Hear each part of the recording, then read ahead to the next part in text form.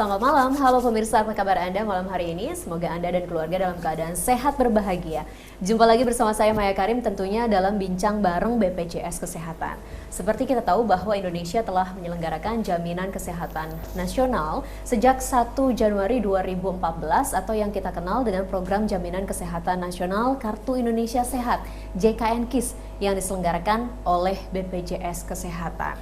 Program JKN ini dilaksanakan menggunakan prinsip asuransi sosial dan dengan prinsip ekuitas dengan tujuan agar memastikan penduduk mendapatkan manfaat pemeliharaan kesehatan dan perlindungan jaminan kesehatan untuk memenuhi kebutuhan dasar kesehatan yang berkualitas, terjangkau, efektif, dan mencakup seluruh penduduk atau yang dikenal dengan istilah Universal Health Coverage (UHC), cakupan jaminan kesehatan semesta.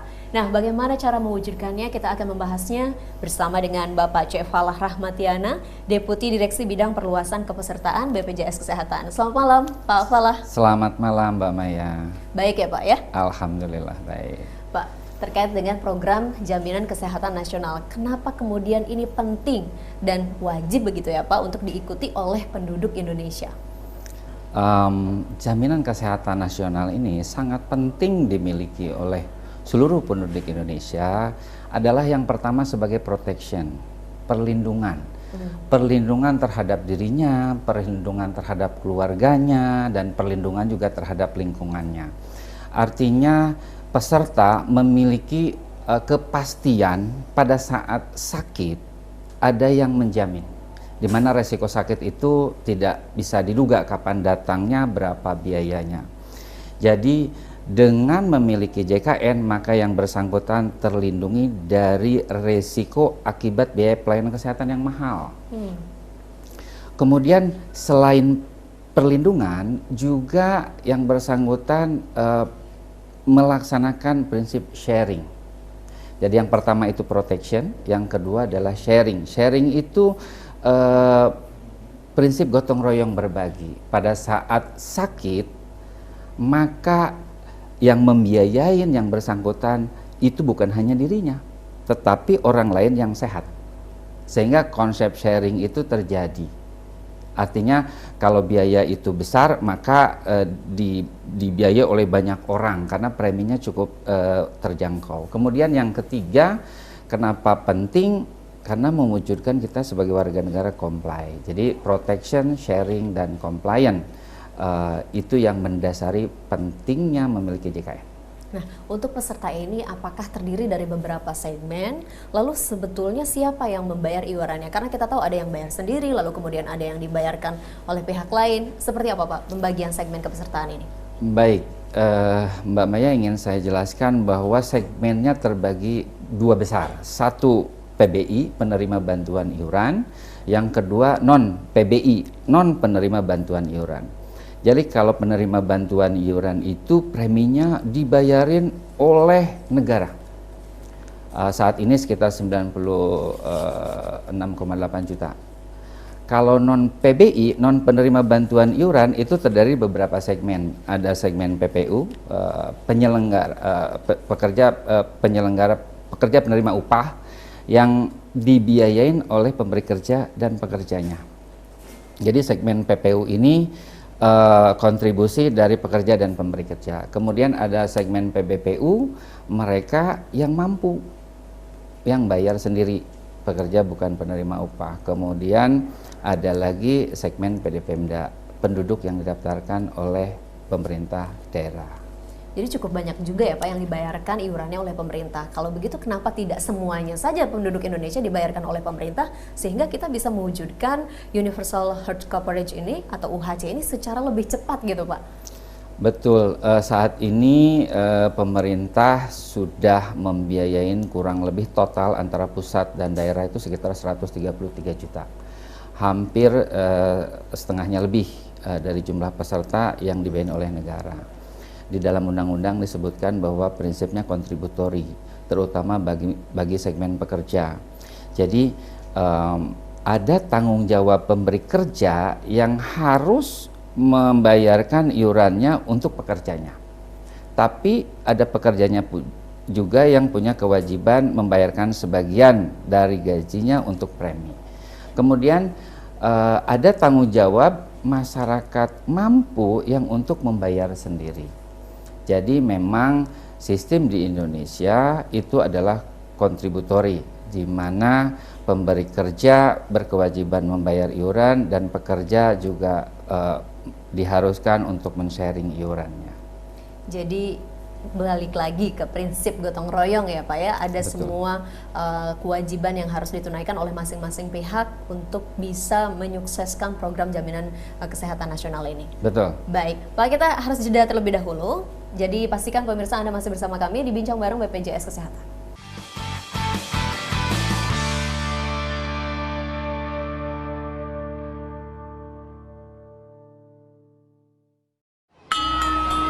Sejak kecil, kita sudah diajarkan untuk disiplin. Kini, sesibuk apapun bukan alasan untuk tidak patuh bayar iuran JKN-KIS. Membayar dengan cara auto debit adalah solusinya. Hidup lebih berarti membantu sesama untuk optimis melangkah ke depan. Ayo, daftar dan bayar iuran JKN-KIS dengan cara auto debit. Dengan gotong royong, semua Alhamdulillah Pak Sastor sudah sehat. Biayanya pasti mahal. Oh tidak, dengan JKN-KIS saya terlindungi. Kita karyawan juga didaftarin JKN-KIS, beban jadi ringan karena bergotong royong. Sayang, nanti kalau kita punya anak, abang daftarin JKN-KIS ya. Abang bisa aja. Wah, ini baru warga negara yang patuh. Ayo daftar dan dapatkan KIS digital melalui mobile JKN dan bayar iuran. Dengan gotong royong, semua tertolong. Program JKN-KIS yang dilaksanakan oleh BPJS Kesehatan memberikan perlindungan kepada peserta sehingga terdapat kepastian jaminan pelayanan kesehatan. Dukung keberlangsungan program JKN-KIS dengan membayar iuran tepat waktu. Manfaatkanlah pembayaran iuran melalui auto debit. Pendaftaran auto debit dapat dilakukan melalui bank dan mitra yang telah bekerja sama atau daftarkan auto debit melalui aplikasi mobile JKN. Pilihan lain dapat dilakukan dengan cara ketik bintang 141 bintang 999 pagar. Dengan gotong royong semua tertolong.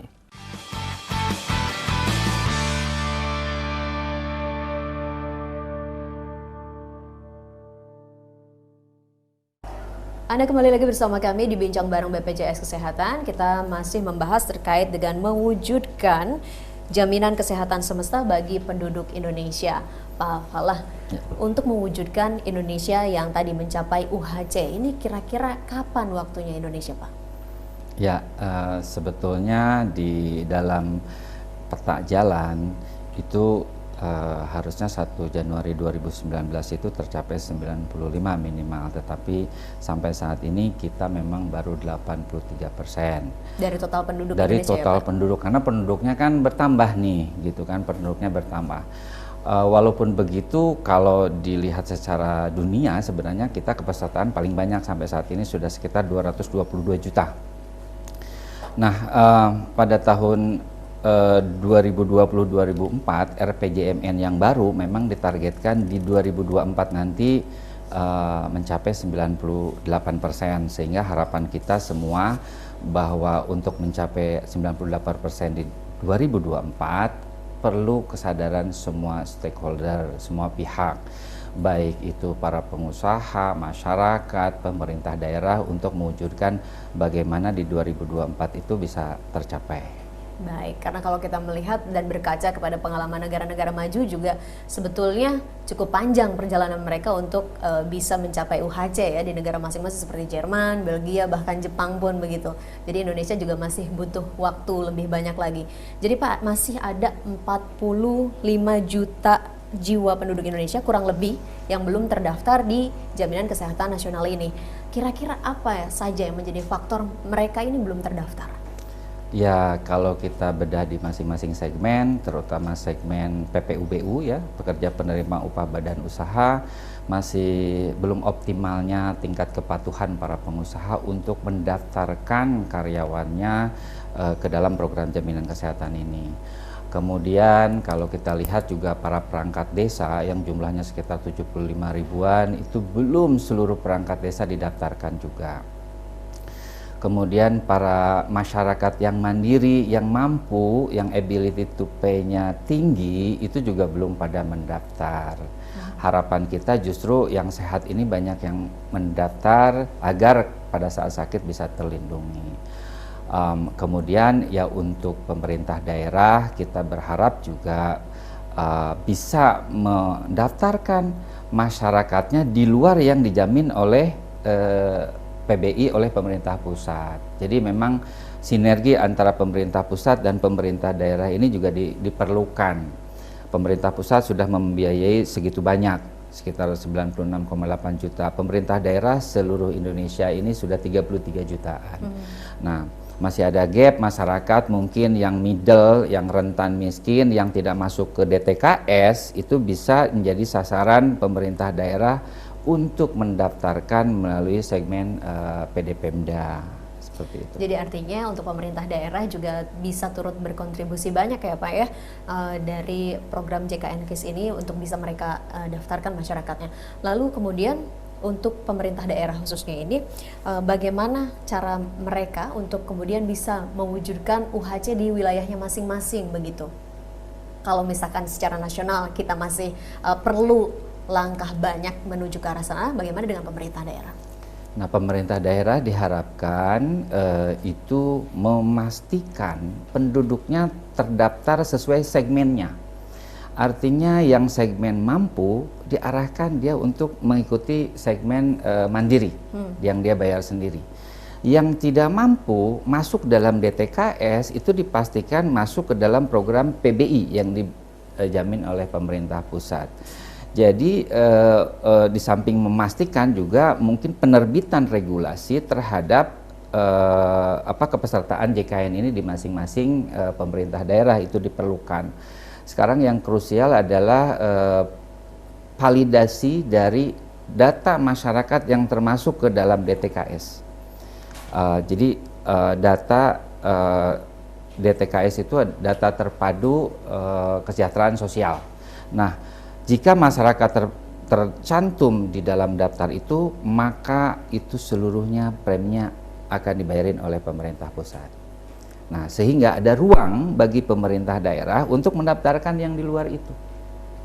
Kalau sudah terpetakan, anggarannya sudah ada, maka pemerintah daerah bisa menerbitkan regulasinya dan mendaftarkan ke BPJS Kesehatan sebagai kepesertaan penduduk yang didaftarkan oleh pemerintah daerah.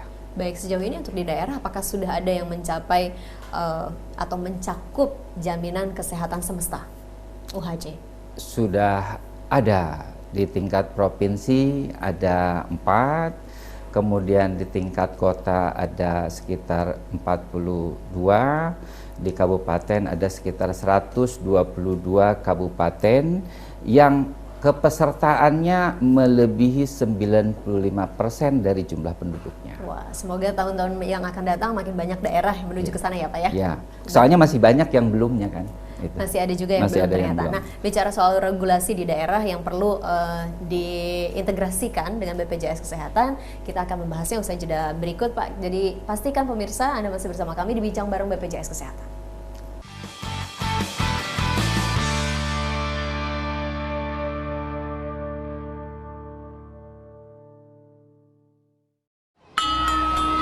Sejak kecil, kita sudah diajarkan untuk disiplin. Kini, sesibuk apapun bukan alasan untuk tidak patuh bayar iuran JKN KIS. Membayar dengan cara auto debit adalah solusinya. Hidup lebih berarti membantu sesama untuk optimis melangkah ke depan. Ayo, daftar dan bayar iuran JKN KIS dengan cara auto debit. Dengan gotong royong, semua tertolong. Program JKN KIS yang dilaksanakan oleh BPJS Kesehatan memberikan perlindungan kepada peserta sehingga terdapat kepastian jaminan pelayanan kesehatan. Dukung keberlangsungan program JKN KIS dengan membayar iuran tepat waktu. Manfaatkanlah pembayaran iuran melalui auto debit.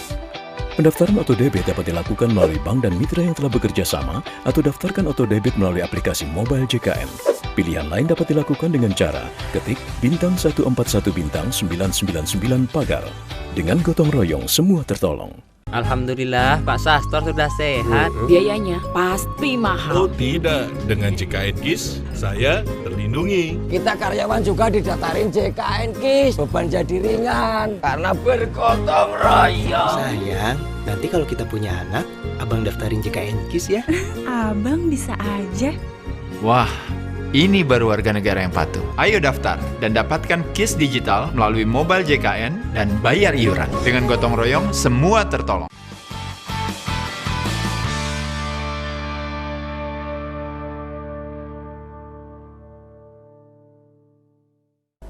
Terima kasih Anda masih bersama kami di Bincang Bareng BPJS Kesehatan. Masih bersama saya Maya Karim dan ditemani oleh Pak Falah, perwakilan dari BPJS Kesehatan. Pak, tadi sempat kita berbincang soal target UHC ini Indonesia akan tercapai pada tahun 2024. Lalu apa saja upaya yang telah dan akan dilakukan oleh BPJS Kesehatan untuk mencapai hal tersebut? Baik, BPJS Kesehatan melakukan berbagai langkah. Yang pertama adalah sosialisasi, kemudian edukasi, advokasi, dan koordinasi tentunya. Karena ini menyangkut pemahaman seluruh komponen bangsa terhadap pentingnya jaminan kesehatan ini sebagai wujud hadirnya negara ke tengah-tengah masyarakat Indonesia dalam hal pembiayaan kesehatan. Jadi untuk segmen PPUBU, strategi yang kita lakukan adalah melakukan upaya-upaya dengan cara canvassing, telemarketing gitu. Kemudian untuk segmen peserta mandiri kita melakukan upaya advokasi, edukasi. Sekarang itu diharapkan masyarakat yang mendaftar mandiri itu langsung dengan auto debit agar tidak lupa bayar iuran gitu kan. Kemudian untuk segmen kepesertaan penduduk yang didaftarkan oleh Pemda, strateginya adalah memilah data masyarakat yang terdaftar di DTKS dan non-DTKS agar Pemda betul-betul mendaftarkan pesertanya yang di luar DTKS untuk meningkatkan cakupan tersebut. Gitu. Baik, bicara soal pemerintah daerah ini, tadi ya Pak, untuk pemerintah daerah ada regulasi yang perlu dilakukan atau diterbitkan oleh pemerintah daerah. Kalau dulu kita mengenal regulasinya itu adalah berkaitan dengan jaminan kesehatan daerah atau Jamkesda. Nah, setelah ada BPJS Kesehatan dan juga jaminan kesehatan nasional, apakah kemudian Jamkesda ini masih ada atau justru diintegrasikan atau seperti apa Pak? Seharusnya sesuai undang-undang, kemudian diturunkan dalam Perpres 82 dalam pasal 102, jaminan kesehatan daerah itu tidak diperkenankan. Artinya pemerintah daerah memiliki kewajiban untuk mengintegrasikan jaminan kesehatan daerahnya ke dalam JKN menjadi satu kesatuan jaminan kesehatan nasional. Nah, adapun kalau pemerintah daerah memiliki anggaran yang lebih, itu bisa untuk menjamin hal di luar yang dijamin oleh JKN. Ya, jadi pada intinya secara regulasi tidak diperkenankan pemerintah daerah melaksanakan jaminan kesehatan sendiri. Tapi apakah dewasa ini atau hari-hari ini masih ada daerah yang melakukan hal tersebut? Artinya masih memiliki jaminan kesehatan daerah tersendiri yang tidak terintegrasi?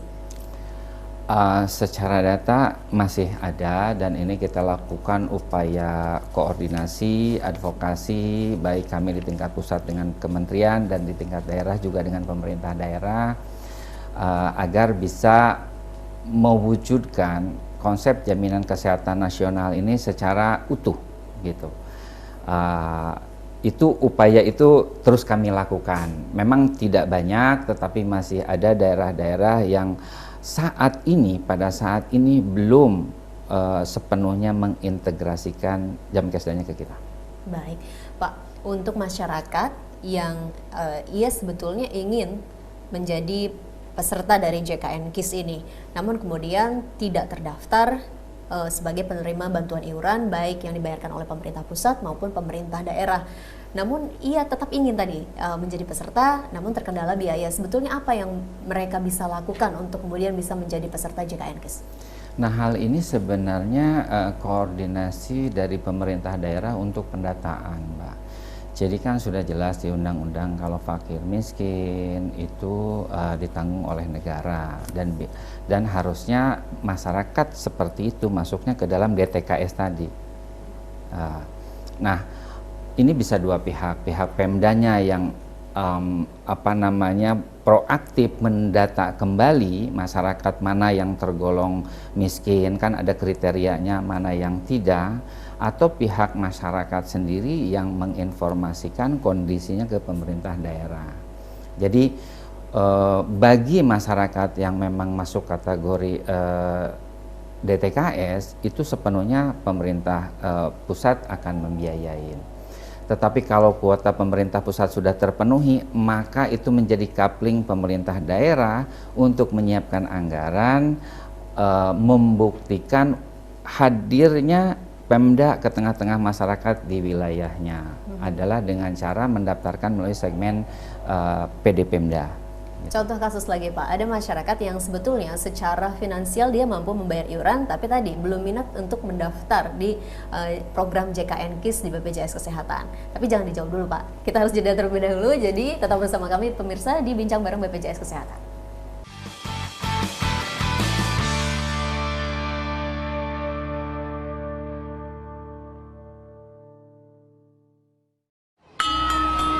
Sejak kecil, kita sudah diajarkan untuk disiplin.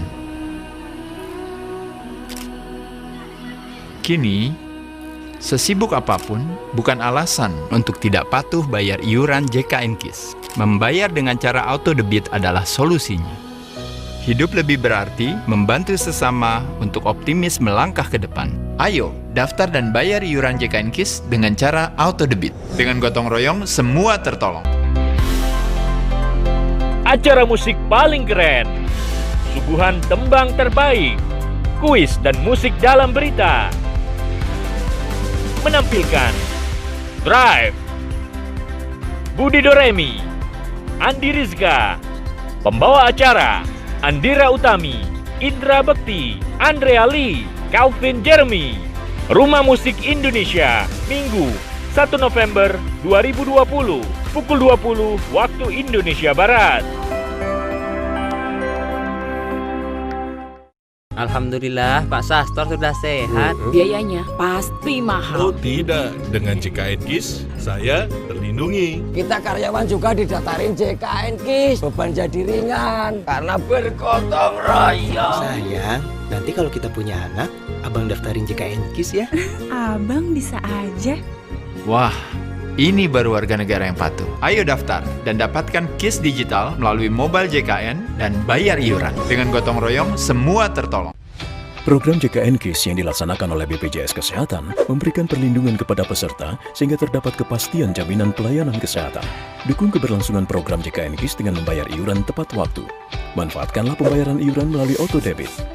Pendaftaran auto debit dapat dilakukan melalui bank dan mitra yang telah bekerja sama atau daftarkan auto debit melalui aplikasi mobile JKN. Pilihan lain dapat dilakukan dengan cara ketik bintang 141 bintang 999 pagar. Dengan gotong royong semua tertolong.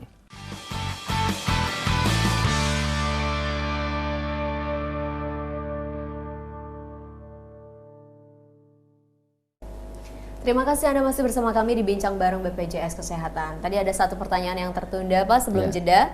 Bagaimana jika ada masyarakat yang mampu secara finansial tapi ia belum tertarik atau belum mendaftarkan dirinya dalam program JKN KIS?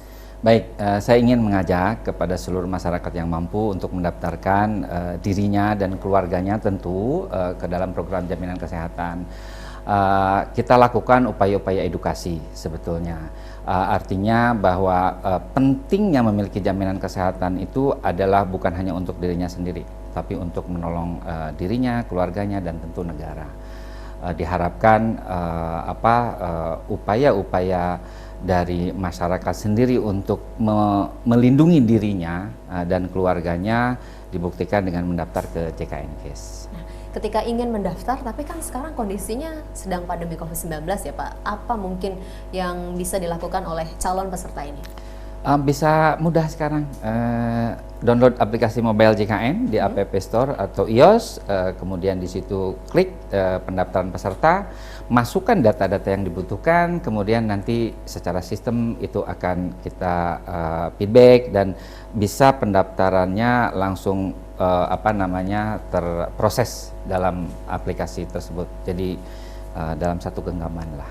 Mudah ya Pak ya, bisa langsung lewat handphone begitu ya, dan bisa langsung mendaftar dan tadi memiliki jaminan kesehatan nasional.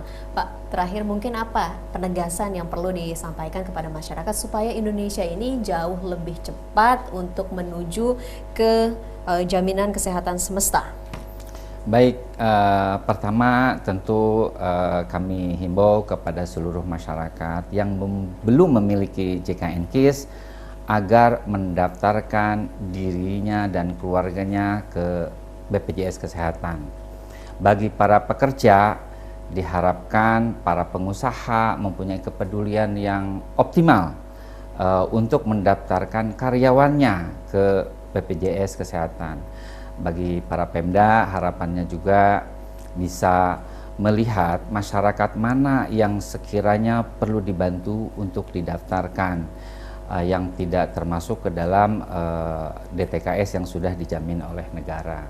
Dan kemudian harapan yang berikut kepada seluruh pemangku kepentingan agar sama-sama menginformasikan, mempunyai pemahaman yang sama bahwa sebagai penduduk dari NKRI ini perlunya perlindungan jaminan kesehatan.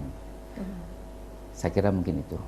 Baik, jadi semua orang, semua pihak harus sadar dan berkontribusi khususnya Pak. Mungkin tambahan satu lagi Pak, kepada mereka yang telah terdaftar dan telah berkontribusi, apa yang ingin disampaikan?